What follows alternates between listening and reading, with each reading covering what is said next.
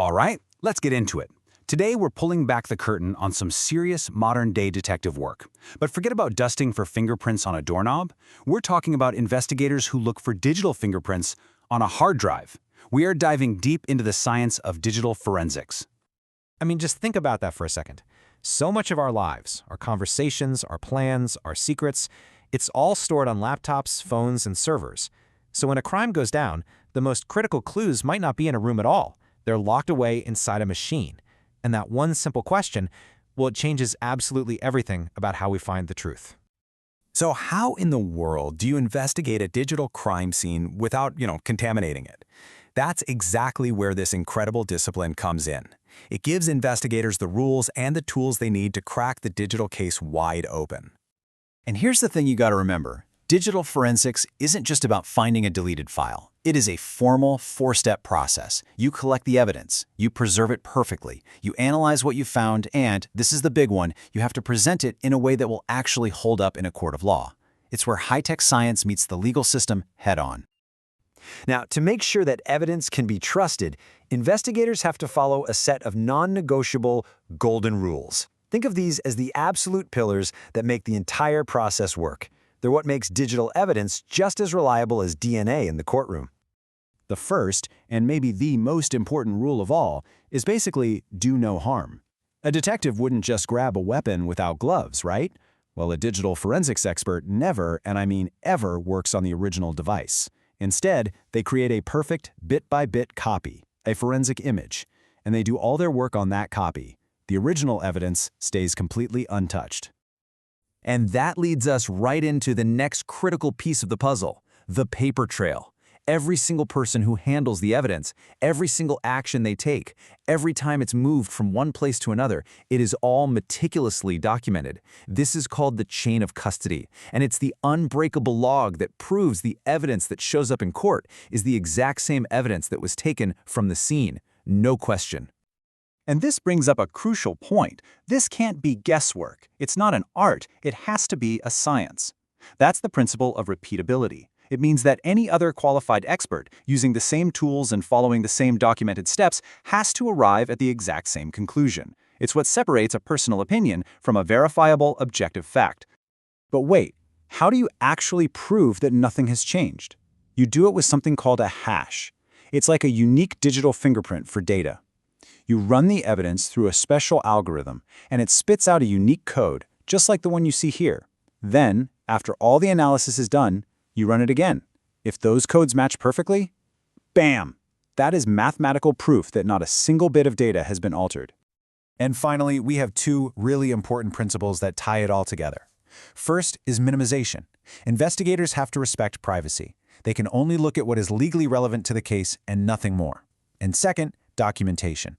Every single tool, every single action has to be logged. This creates that verifiable blueprint we talked about, the one that makes the whole case stand up under scrutiny.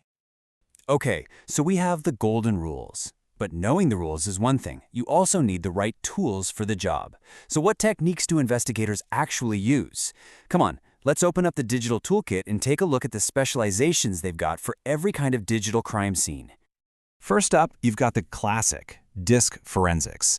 This is where an investigator basically carves up a hard drive or an SSD to find that digital smoking gun. They can recover files you swore were gone forever, piece together your entire browsing history, and pull system logs that show exactly what happened and when it happened. But what if the crime is happening right now, over the internet? That's where network forensics comes into play. Investigators use tools like Wireshark to capture data as it's flying across the network. They're essentially performing a kind of digital wiretap, listening in to find malicious activity or even reconstruct entire conversations as they're happening. Sometimes, though, the most important evidence is also the most fragile. It only exists for a moment, like a digital ghost in the machine, and it can vanish in an instant. And that brings us to the fascinating world of memory forensics. This is the analysis of a computer's live RAM, its short-term memory. This is where you find malware that's actively running, or passwords, or even the encryption keys you need to unlock everything else. The critical thing here is this evidence disappears the second you shut the computer down, so capturing it is an incredibly delicate, high-stakes operation. And of course, these days our lives are on our phones and in the cloud. That's why mobile and cloud forensics are really the modern frontiers of this field.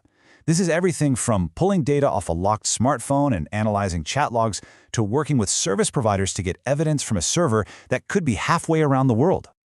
So now that we've got the principles and the techniques down, how does it all come together in a real investigation? Well, there's a clear, repeatable blueprint that takes an investigator all the way from the first alert to the final report they present in court.